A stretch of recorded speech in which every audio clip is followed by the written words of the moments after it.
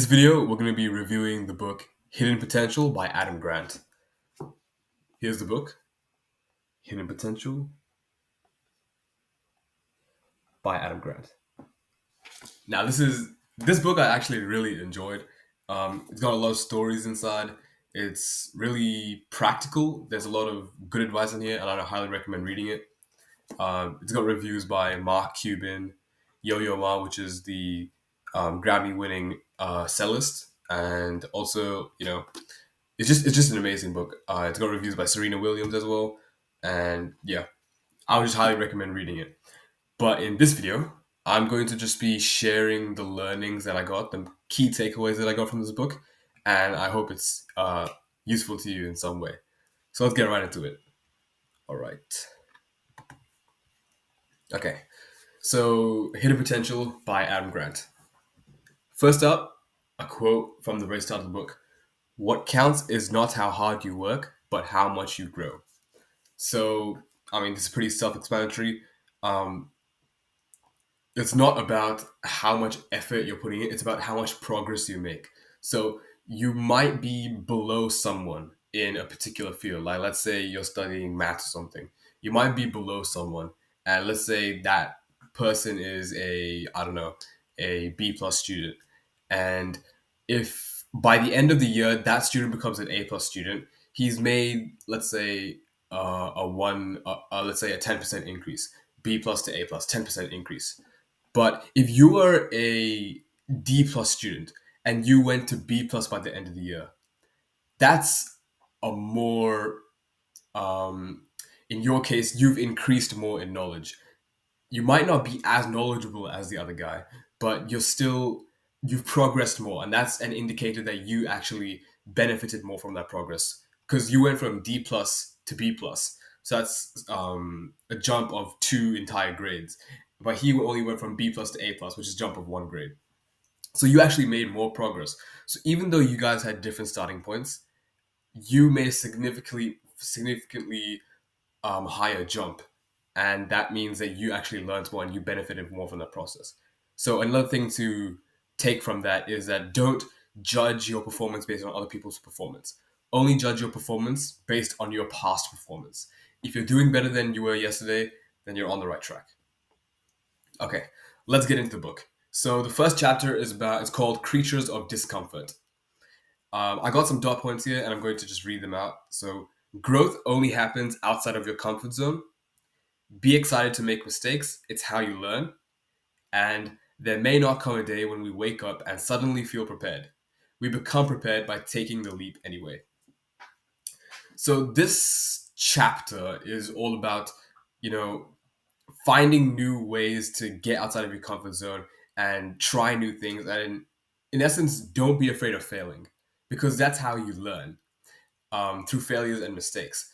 You know, I remember this quote. I don't know exactly who it's by, but I'm probably gonna butcher the quote anyways. It goes something like this: um, "You only learn from your failures. You don't learn from successes." So the point here to make is that you shouldn't be afraid of failing. Don't be afraid of failing because that's how you learn. That's how you improve on yourself. So you can go back and look. Okay, what mistakes did I make? How can I fix it in the future? How can I be better in the future? What can I change? So that's what being a creature of discomfort means. It's all about putting yourself in a place of discomfort so you can learn. And that's one way to find your hidden potential is because if you're always in your comfort zone, you'll never expand, you'll never try new things, you'll never get out there and see what works, see what doesn't work. But once you get out of your comfort zone, you can start to grow. You can start to see new perspectives. You can challenge yourself, and that's how you grow and mature. All right. The next chapter is called Human Sponges. Now, I particularly like this chapter, so let's just go through the dot points that I got. Absorptive capacity is the ability to recognize, value, assimilate, and apply new information. Instead of seeking feedback, you're better off asking for advice. Feedback tends to focus on how well you did last time, whereas advice shifts the attention to how you can do better next time. So, being a human sponge is all about intaking as much information as possible. So I think there's a quote: there's no such thing as a dumb question. So the idea behind this ideology is that you always want to be getting out there. Don't be, and this also ties back to don't be afraid of failing. Don't be afraid of asking questions. Try to get as much knowledge as you can. Try to, from your surroundings, from your peers, from experts, try to get as much input as you can, and then use that to refine yourself. So being a human sponge is, well, just as a sponge soaks up all the water around it, being a human sponge means you soak up all the information around you, and then you use that and you apply that to your own life. And this second point of asking for advice rather than feedback, I think that's really interesting as well. So feedback tends to focus on how well you did last time. So when you ask for feedback, you're like, okay, what did I do wrong previously? And that kind and then when you ask someone that, that kind of puts them in a mentality of, really harsh criticism. So they're going to be criticizing what you did, and they're going to be focusing on what you did wrong.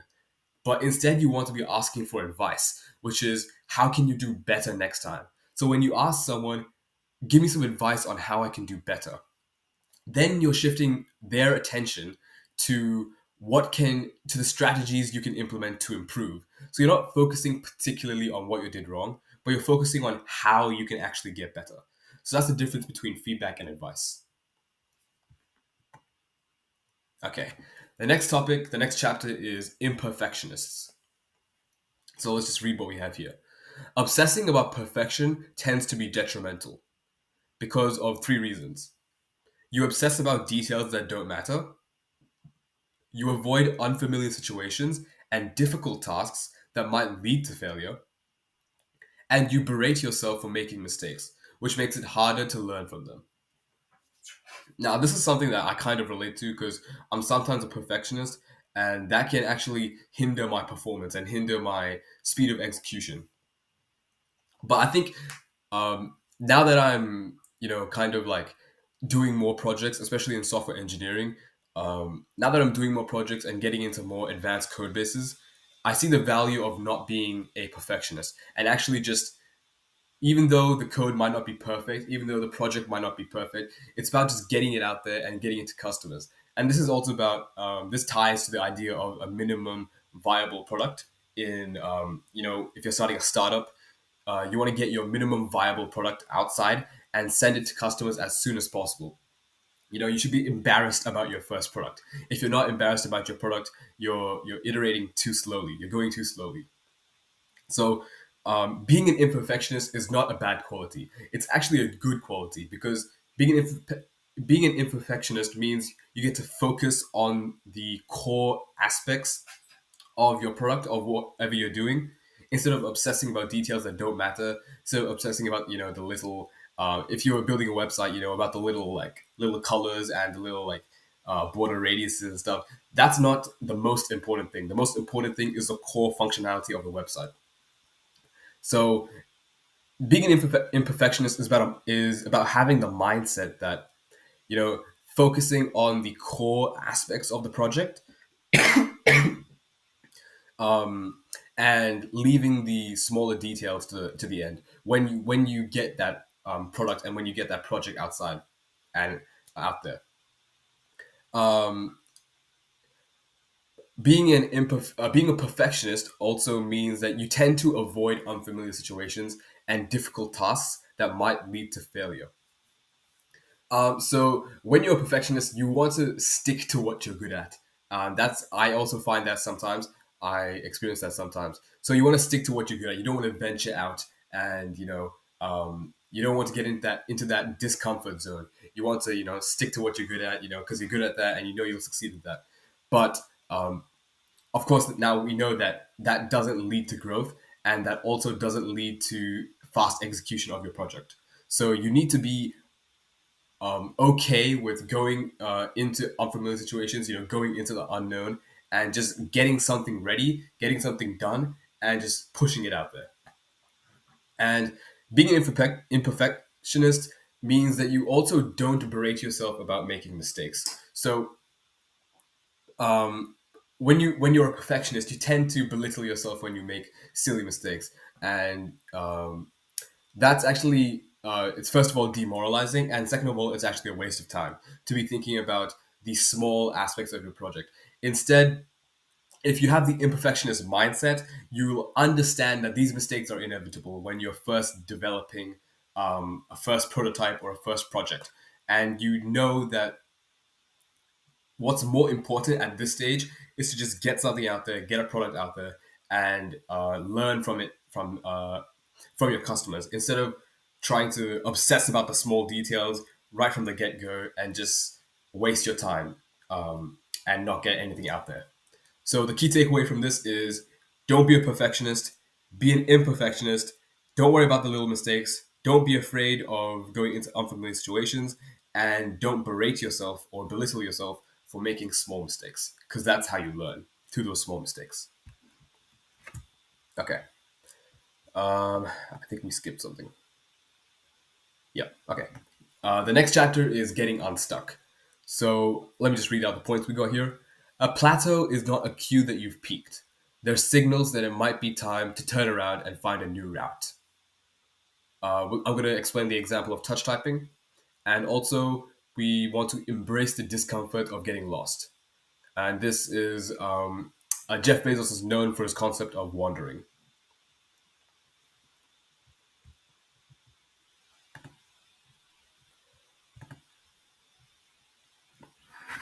Okay, all right. So let me just touch on this example of touch typing really quick. So if you type using the hunt and peck method, where you're just like looking at the keys and you're going like this, you can probably achieve a maximum words per minute of maybe 40 or 30 or 40. But if you want to increase that speed, if you want to get above that, you need to learn touch typing, which is where you just just type fluently, looking at the screen without having to look at the keys, and that can easily get you to 60 words per minute, 70 words per minute. But to actually learn touch typing, first you need to go slower. So initially, when you're doing Hunt and Peck, you're going at 30 words per minute, 40 words per minute. And let's say you decide to learn touch typing. So now, when you're actually learning, you have to actually go really slow so you can make sure you get the keys initially. You might make a lot of mistakes. You need to get those keys correct, and you need to get that muscle memory. So if you're at this level right now, to actually get to a higher words per minute, you actually have to first go slow, and then you can go up. So reaching a plateau is not it shouldn't be indicative that you immediately go up. You might have to go down first and then go up. So so the key takeaway from this is expect that you will slow down when you're trying something new. So when you're trying something new, when you're going into something unknown, um, when you're trying a new project or you're doing something, don't expect that you'll get it right away. You know, be patient with yourself and just know that to get to a higher level, you first have to go down and then you can go up. So that's the example of touch typing. Um, and the last point is about embracing the discomfort of getting lost. This is about this also ties to the first point um, of embracing discomfort or being creatures of discomfort. So instead of thinking about I have to do this, I have to do this to get better, I have to do this to get better, it's okay to wander a bit. It's okay to explore your options. And if you hit a dead end, if you try a different route and you hit a dead end, that's okay because you've learned that that is not the right option. You've gained valuable knowledge, experience, and you can also tell others that that is not a good route to go towards. And so you gain a lot of knowledge from going through dead ends. So if you don't get it initially right, that shouldn't discourage you. It should actually motivate you because you've just eliminated one of the options. And now you can, try other options and find what actually works. And Jeff Bezos has this concept of wandering. So he loves wandering, and this is about mental wandering. So in his meetings, Jeff Bezos usually says that he doesn't have a structured meeting. He'll have like a memo document, and that all the members of the meeting will read that document, and then from then on, the meeting is totally unplanned. they just discuss ideas. There's no fixed agenda. So that's what wandering means. Just like discussing ideas, discussing solutions to problems, criticizing those solutions, finding solutions to those problems that might occur. And it's all about, the key takeaway from this is about being okay with failing. And this, all these concepts tied together. So when you're on a plateau, when you're stuck, when you feel like you're not making any progress, it's okay to branch out, spend a bit of time exploring your options, and then eventually, you will find the option that leads you to faster progress, to success. Oops. Okay. Mining for gold. The next chapter is called Mining for Gold. And this chapter was all about, collaboration and team spirit, basically. So I got this one point. The best teams have the most team players, people who excel at collaborating with each other. Um, yeah, so I mean, this is pretty straightforward. You know, it's better than it's better to collaborate with people than to do it all on your own. So if you're doing software engineering, if you're doing software engineering in a company, it's really hard to get stuff done by yourself, and it's actually inefficient to get stuff done by yourself, especially when you're a junior programmer. You want to utilize the expertise of the seniors around you. And this also ties back to being a human sponge. You want to gather as much information as possible, and you want to work together with your team to achieve the best results. Because I mean, everyone knows the quote, two minds are better than one. And it's true, it's true for almost anything, that you get more done at a faster rate. You get more done efficiently, and you produce higher quality work when you're working with other people. You're collaborating with them. You're reviewing each other's decisions, and you're marching forward together to achieve success.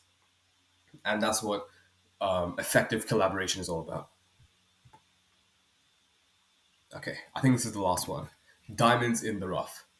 So I got this. This is a quote that I really like from the book, and it's probably one of the quotes that I'll remember for my life, which is, "Talent sets the floor, but character sets the ceiling."